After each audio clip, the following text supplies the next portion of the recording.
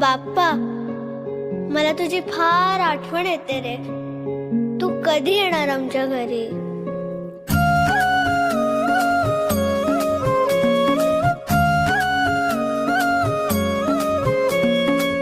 देवा तुझ्याच साठी उघडून दार, वाट पाहून झाली पार.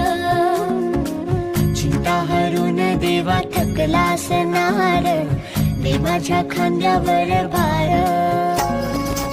थोडा इथं टेकून जा, घास खाऊन माझ्या हातातला.